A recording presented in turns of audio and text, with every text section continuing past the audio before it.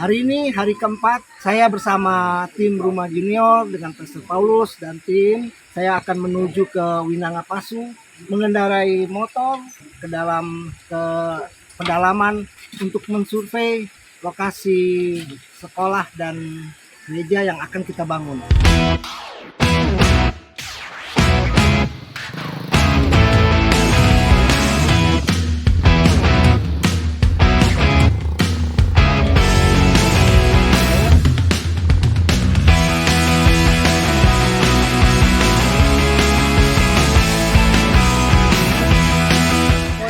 Kuat, gue capek. Kenapa kok Alyong? Gue capek, tapi enak. Inilah perjalanan kita menuju pedalaman, menuju survei sama tim. Tapi ada kendala, motor kita rusak, terus berhenti dulu untuk memperbaikinya.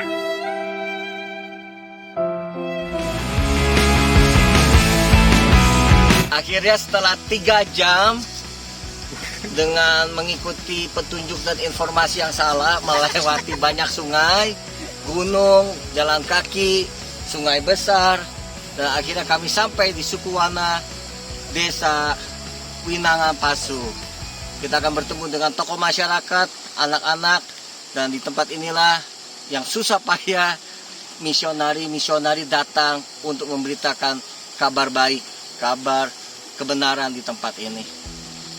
Mari kita lihat masyarakat setempat yang ada di desa Wana Winangapasu. Udah kacau ngomong, berantakan.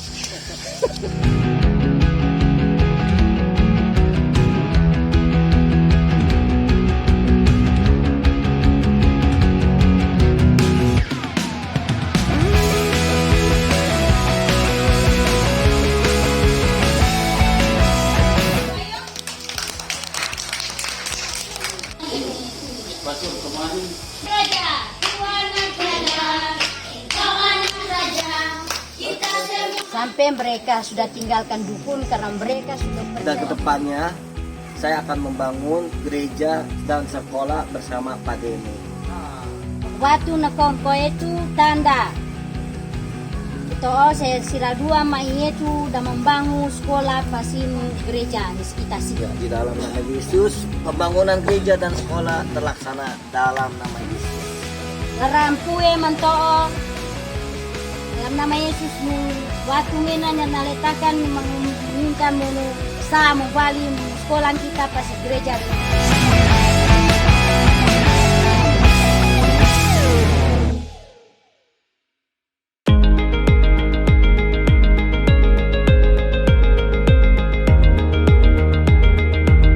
Berikut adalah pengumuman GMCC sepekan.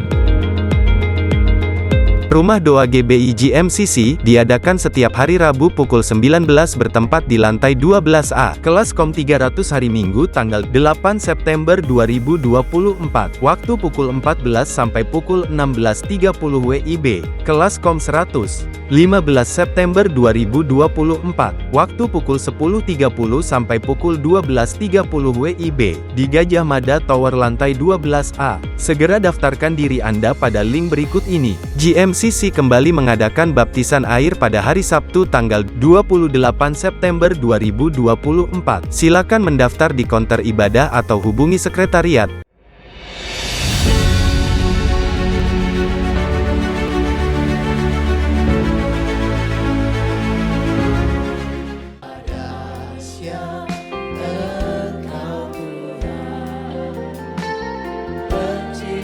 Segala yang ada,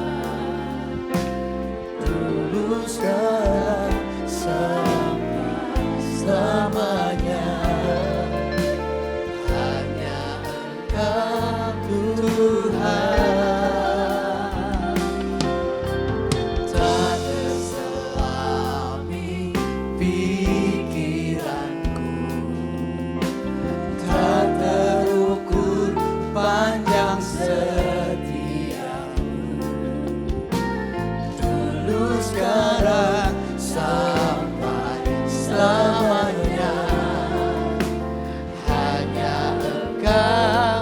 Tuhan. Mari saya undang kita berdiri sama-sama dan katakan ku sembah Engkau Yesus, hanya Dia Allah. Oh, tiada yang lain, hanya Engkau Tuhan, selamanya Kau tetap Allah, walau dunia semua bergoyang, tak tergoyahkan, Kau tetap Allah.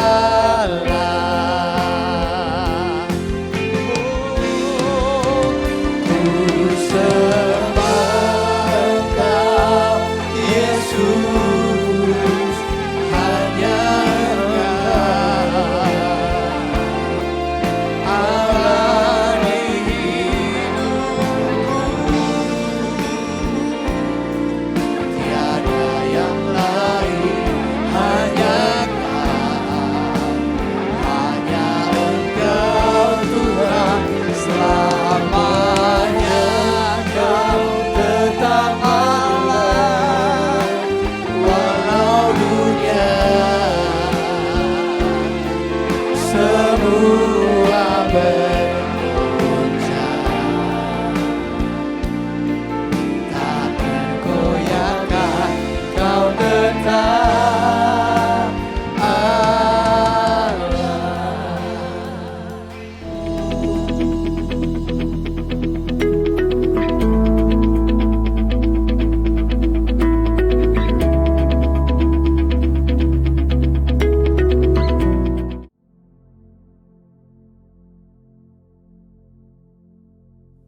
Shalom semuanya. Pada tanggal 17 Agustus 2024, kita merayakan hari ulang tahun kemerdekaan Republik Indonesia yang ke-79. Tuhanlah yang memberi kemerdekaan bagi Indonesia dari segala bentuk penjajahan. Dirgahayu Republik Indonesia. Damailah Indonesiaku, damailah Indonesiaku, damailah Indonesiaku. Damailah Indonesiaku, damailah Indonesiaku. Lawatan Allah terjadi, damailah Indonesiaku, damailah Indonesiaku. Damailah Indonesia.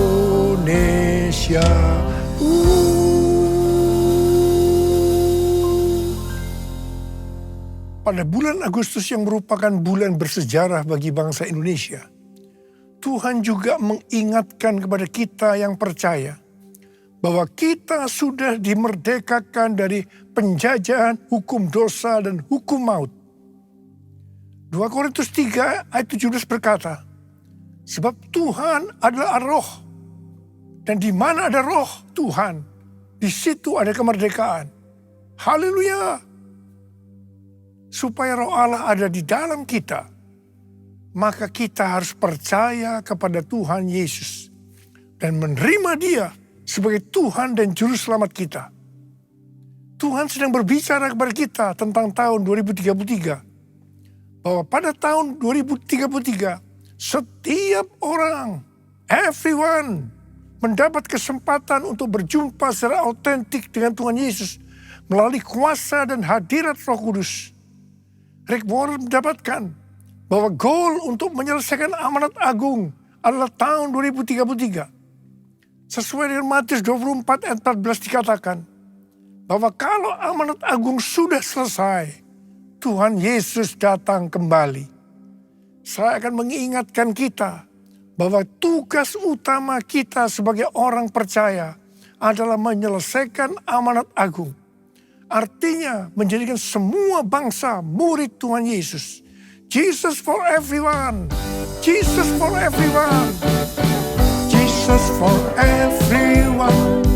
Jesus for everyone. Jesus for everyone. Jesus for everyone. Jesus for everyone. Jesus for everyone. Jesus for everyone. Jesus for everyone.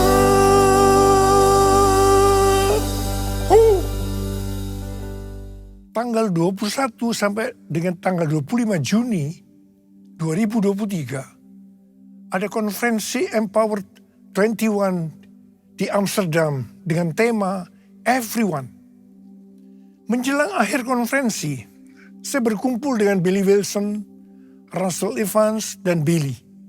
Di situ saya menyampaikan visi yang Tuhan berikan kepada saya bahwa harus mengadakan Everyone Asia 2024 di SICC Indonesia pada tanggal 3 sampai dengan 5 Juli 2024.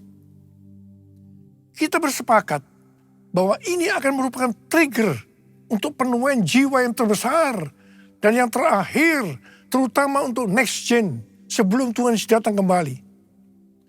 Kalau berbicara tentang next gen, yang saya maksudkan itu adalah generasi milenial sampai dengan ke generasi yang paling muda, yaitu generasi Alpha. Jadi di sini juga termasuk generasi Z. Jadi generasi yang berumur 44 tahun ke bawah. Di Indonesia, persentase generasi milenial ke bawah adalah sekitar 65%. Berikut ini adalah data persentase generasi milenial yang datang di Everyone Asia 2024. Umur di bawah 44 tahun, 65%. Umur di bawah 40 tahun, 58%. Umur di bawah 30 tahun, 41%. Umur di bawah 20 tahun, 21%.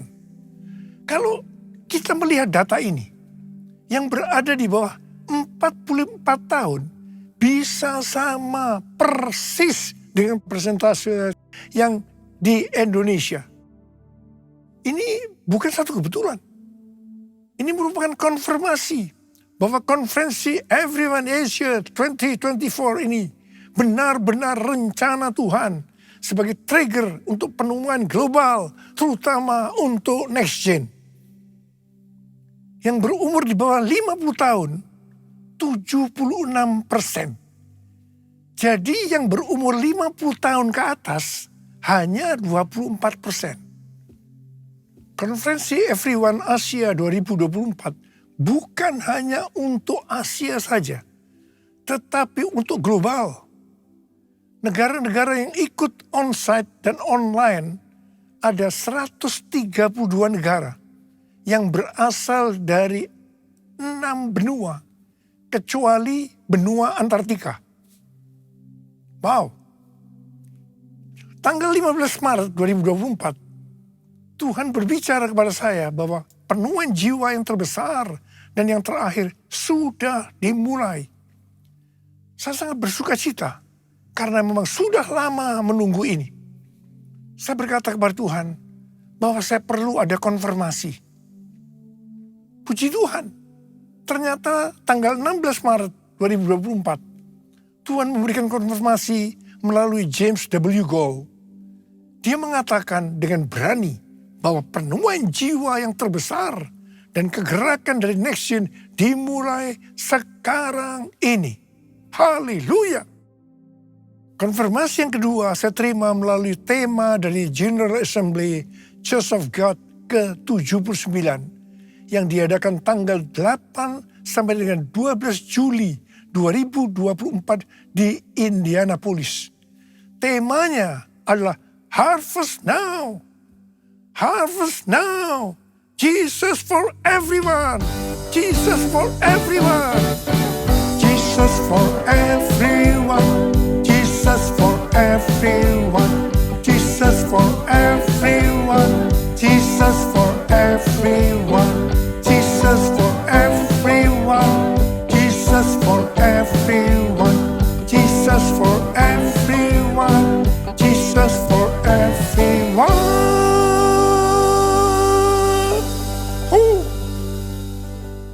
Sesuai dengan Yesaya 60 ayat 1 sampai dengan 3.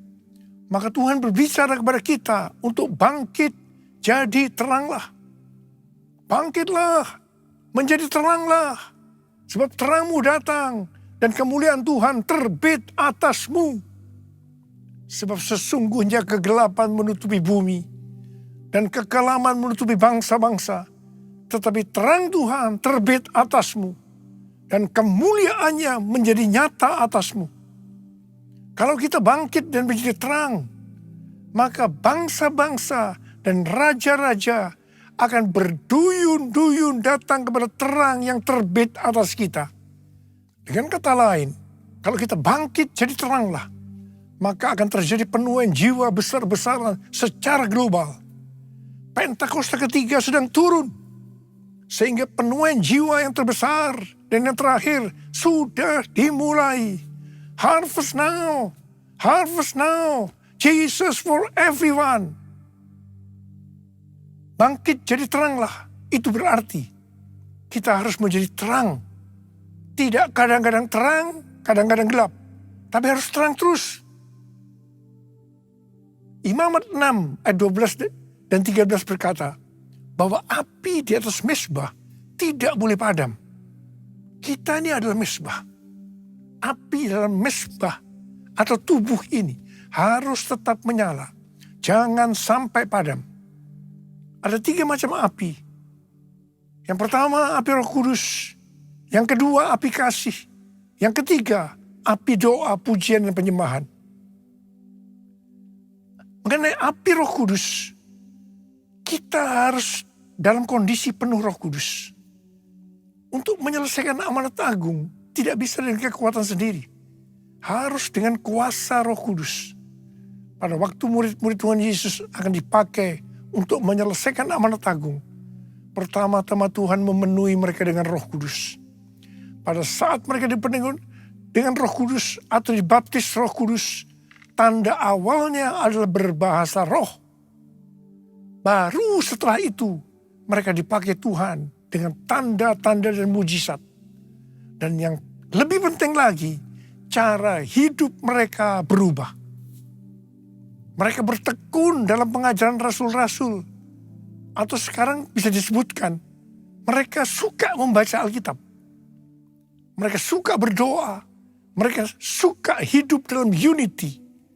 Mereka suka memberi. Mereka suka memuji Allah dan bergembira. Tulus hati atau hidup berintegritas. Dikatakan bahwa mereka disukai semua orang. Dan tiap-tiap hari jumlah orang yang diselamatkan bertambah.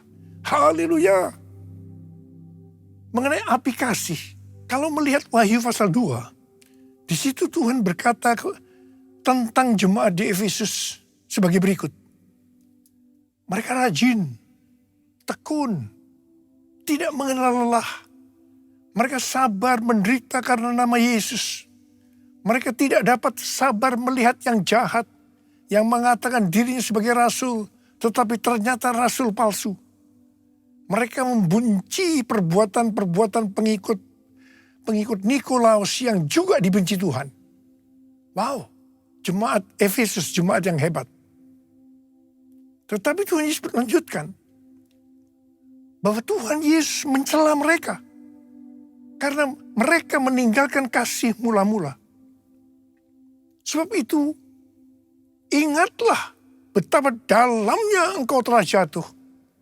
Bertobatlah dan lakukan lagi apa yang semula engkau lakukan. Jika tidak bertobat, aku akan datang kepadamu dan mengambil kaki dianmu dari tempatnya. Artinya akan kehilangan keselamatan. Perhatikan baik-baik. Apapun yang kita lakukan untuk melayani Tuhan, melayani pekerjaan Tuhan, Kalau tidak didasarkan pada kasih mula-mula, Tuhan akan berkata kepada kita, betapa dalamnya engkau telah jatuh. Bertobat. Lakukan lagi apa yang semula engkau lakukan. Saya percaya setelah Everyone Asia ini, banyak orang yang mengalami kembali kepada kasih yang semula.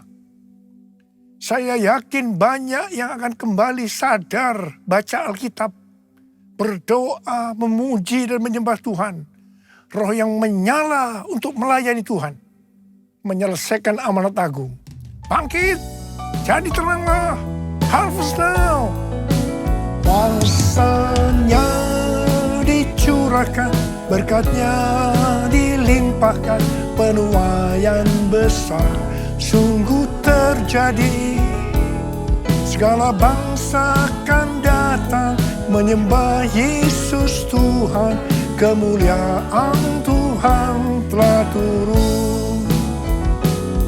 Kemuliaan Tuhan telah turun. Kemuliaan Tuhan telah turun. Sekarang kita akan berbicara tentang api doa, pujian, dan penyembahan. Pada waktu murid-murid Tuhan Yesus menantikan pencurahan Roh Kudus, yang saya sebutkan sebagai Pentakosta yang pertama, maka yang mereka lakukan adalah mereka semua bertekun dengan sehati dalam doa bersama-sama. Artinya, mereka berdoa, memuji, dan menyembah Tuhan dalam unity siang dan malam. Ini adalah prinsip restorasi Pondok Daud. Ini adalah prinsip menara doa. Gereja kita, GBI Jalan Jenderal Gatot Subroto, berumur 36 tahun. Tuhan memberikan DNA restorasi Pondok Daud. Doa pujian penyembahan bersama-sama dalam unity siang dan malam. Kalau 2000 tahun yang lalu murid-murid Tuhan Yesus melakukannya untuk menantikan pencurahan Roh Kudus Pentakosta pertama, maka kita melakukannya untuk mempersiapkan pencurahan Roh Kudus, yaitu Pentakosta ketiga. Pentakosta ketiga dimulai dengan doa, pujian, penyembahan bersama-sama dalam unity siang dan malam. Kisah Para Rasul 15 ayat 15 sampai dengan 18 berkata, hal itu sesuai dengan ucapan-ucapan para nabi seperti yang tertulis, kemudian aku akan kembali dan membangunkan kembali Pondok Daud yang telah roboh, dan reruntuhannya akan kubangun kembali dan akan kuteguhkan, supaya semua orang lain mencari Tuhan, dan segala bangsa yang tidak mengenal Allah yang kusebut milikku. Demikianlah firman Tuhan yang melakukan semuanya ini, yang telah diketahui dari sejak semula. Tuhan merestorasi Pondok Daud supaya terjadi penuaian jiwa besar-besaran. Pada zaman Elia, orang Israel bertobat karena api Tuhan turun membakar kurban bakaran. Api Tuhan ini turun karena doa Elia. Namun, sebelum Elia berdoa, dia melakukan hal-hal sebagai berikut. Yang pertama, Elia memperbaiki mezbah Tuhan yang telah diruntuhkan.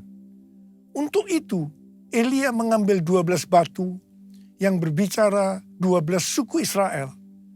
Ini berbicara tentang unity.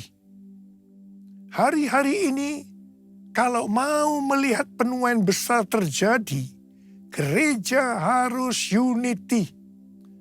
Kita harus berkolaborasi. Supaya unity terjadi, gereja jangan hanya fokus kepada kepentingan dirinya sendiri, tetapi juga harus melihat kepentingan yang lain juga. Yang kedua, Elia memotong-motong lembu sebagai kurban bakaran dan meletakkannya di atas kayu di atas mezbah itu. Sesuai Roma 12 ayat 1, maka kita harus mempersembahkan tubuh ini sebagai persembahan yang hidup, yang kudus, dan yang berkenan kepada Allah. itu adalah ibadah yang sejati. Hari-hari ini Tuhan membersihkan gerejanya, supaya gerejanya mempersembahkan kurban kepada Tuhan dalam kebenaran. Gereja Tuhan harus kudus, supaya api kemuliaan Tuhan turun, sehingga akan terjadi penuhan jiwa besar-besaran. Hal yang ketiga, Elia menyiram kurban bakaran itu dengan air sebanyak 12 kendi. Air pada waktu itu merupakan sesuatu yang mahal harganya, karena masa kekeringan selama 3,5 tahun. Jadi kalau mau melihat penuhan jiwa besar-besaran, maka kita harus mempersembahkan sesuatu yang mahal kepada Tuhan. Sesuatu yang mahal itu mungkin berupa uang, waktu, pekerjaan, atau harga diri, atau mungkin masalah pengampunan. Tuhan mau agar sesuatu yang mahal bagi kita dipersembahkan kepada Tuhan. Jadi kalau kita mau melihat pencurahan api Roh Kudus yang dahsyat, yang mengakibatkan penuhan jiwa yang terbesar dan yang terakhir, maka kita harus melakukan seperti yang dilakukan oleh Elia. Yang mau katakan amin. Pada tanggal 8 Februari 2023, terjadi kebangunan rohani di antara anak-anak muda di Asbury University, Kentucky, yang kemudian menyebar ke universitas lain. Apa yang sebenarnya mereka lakukan? Apa yang sebenarnya mereka kerjakan? Mereka berdoa, memuji dan menyembah Tuhan bersama-sama dalam unity siang dan malam. Itu yang mereka lakukan. Saya percaya pola penuaian jiwa ke depan ini sampai dengan tahun 2033 adalah melalui doa, pujian, penyembahan dalam unity siang dan malam. Perjalanan penyelesaian amanat agung sampai tahun 2033 diibaratkan sebagai perjalanan orang Israel memasuki tanah perjanjian yang dipimpin oleh Yosua. Pada waktu itu Yosua berkata bahwa mereka akan memasuki tanah perjanjian melalui jalan yang belum pernah dilalui sebelumnya. Untuk itu mereka akan dituntun oleh tabut Allah. Supaya mereka tahu tuntunan itu, maka jarak dengan tabut Allah harus sekitar 2000 hasta. Sekitar 914 meter. Demikian juga dengan kita. Untuk menyelesaikan amanat agung sampai dengan tahun 2033. Kita akan melalui jalan yang belum pernah kita lalui sebelumnya. Untuk itu kita akan dipimpin oleh Roh Kudus. Supaya mengerti tuntunan itu, maka kita harus banyak berdoa, memuji dan menyembah Tuhan dalam unity siang dan malam. Seperti yang Yosua katakan kepada bangsa Israel dalam Yosua 3 ayat 5. Kuduskan dirimu, sebab besok Tuhan akan melakukan perbuatan yang ajaib di antara kamu. Seperti itu juga yang harus kita lakukan. Kita harus hidup kudus. Tuhan berbicara kepada kita. Penuhan jiwa yang terbesar dan yang terakhir sudah dimulai. Harvest now. Harvest now. Jesus for everyone. Jesus for everyone. Saya mau berdoa buat saudara. Ada berapa banyak yang berkata, Tuhan, saya mau dipakai oleh Tuhan untuk menyelesaikan amanat agung. Mari angkat tangan kita. Minta kuasa Tuhan turun saat ini untuk mengurapi kita. Memberikan kepada kita kuasa. Curahkanlah kuasa-Mu Tuhan. Mujizat terjadi di tempat ini. Curahkanlah kuasa-Mu Tuhan. Mujizat terjadi sekarang ini. Curahkan ya Tuhan.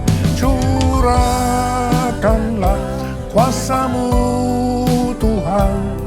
Mujizat terjadi di tempat ini. Curahkanlah nyatakanlah kuasa-Mu Tuhan. Mujizat terjadi sekarang ini. Mujizat terjadi sekarang ini. Mujizat terjadi sekarang ini. Mari berbahasa roh saat ini. Tuhan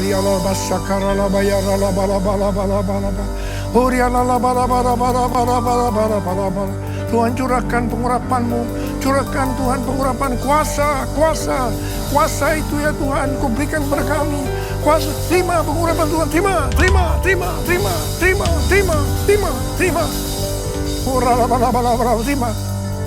Dalam nama Yesus. Dalam nama Yesus. Amin.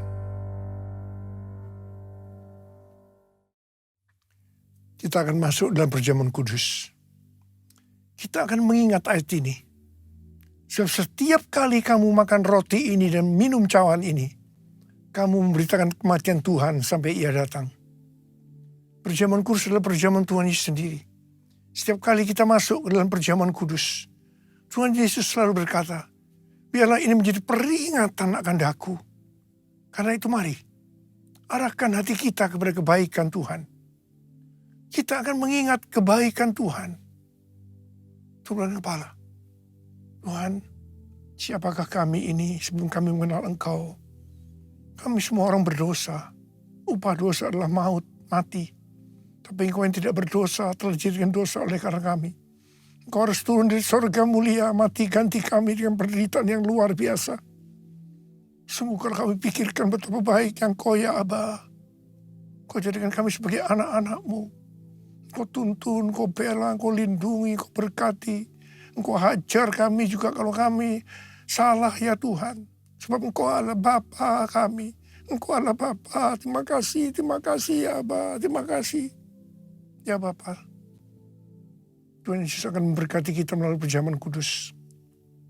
Tapi Tuhan mau kita makan dan minum dengan cara yang benar. Karena itu masing-masing sekarang berdoa. Lihat keadaan dirimu masing-masing. Introspeksi. Jangan menyimpan dosa. Kalau ada dosa yang Tuhan ingatkan, langsung kita minta ampun. Ampuni saya Tuhan. Ampuni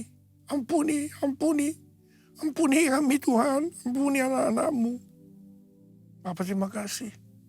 Layakkan kami untuk masuk dalam perjamuan kudus. Kami akan masuk dalam perjamuan kudus dengan hati yang penuh ucapan syukur. Dalam nama Yesus kami berdoa. Amin. Mari. Angkat roti di tangan kanan kita tinggi-tinggi. Sebab apa yang telah kuteruskan kepadamu telah aku terima dari Tuhan. Yaitu bahwa Tuhan Yesus pada malam waktu Ia diserahkan mengambil roti. Dan sesudah itu Ia mengucap syukur atasnya. Dia memecah-mecahkannya dan berkata, inilah tubuhku yang diserahkan bagi kamu. Perbuatlah ini menjadi peringatan akan aku. Sudah dikasih Tuhan, bukankah roti yang kita pecah-pecahkan ini adalah persekutuan kita dengan tubuh Kristus. Mari kita makan dalam nama Yesus.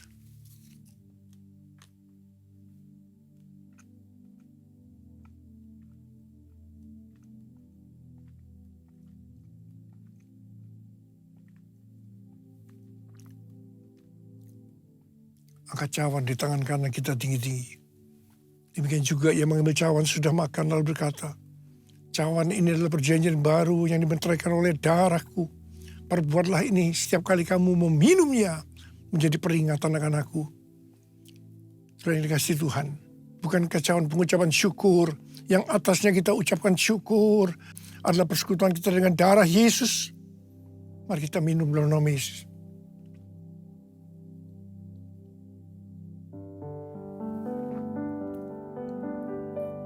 Angkat tangan kita di hadapan Tuhan. Ucapkan syukur dengan suara. Jangan diam. Tuhan terima kasih. Terima kasih ya Tuhan. Terima kasih ya Tuhan. Tuhan terima kasih. Terima kasih. Ya Tuhan, ya Tuhan. Angkat tangan saudara yang membutuhkan kesembuhan dari Tuhan. Angkat tangan. saat ini Kau sedang menyembuhkan yang sakit. Kau sedang membebaskan yang terikat. Kau menghibur yang susah. Kau menguatkan yang lemah. Engkau memberikan pengharapan-pengharapan yang baru bagi yang datang dengan keadaan putus pengharapan. Terima kesembuhan. Terima kesembuhan. Terima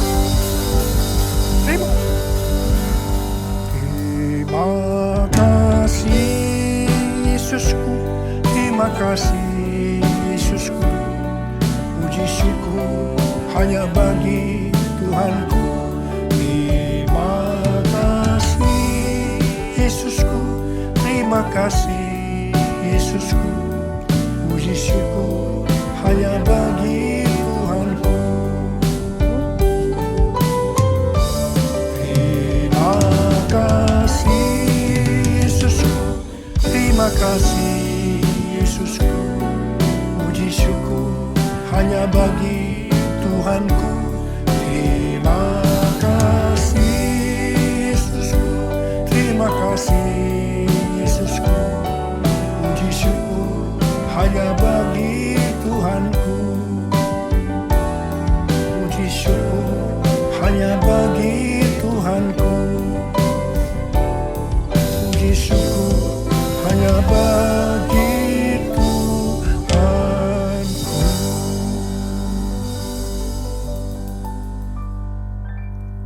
Terimalah berkat Tuhan. Kasih karunia yang berlimpah-limpah daripada Allah Bapa dalam Anak yang tunggal Yesus Kristus. Persekutuan yang manis dengan Roh Kudus menyertai kita semua. Mulai hari ini sampai Tuhan Yesus datang menjemput kita di awan-awan.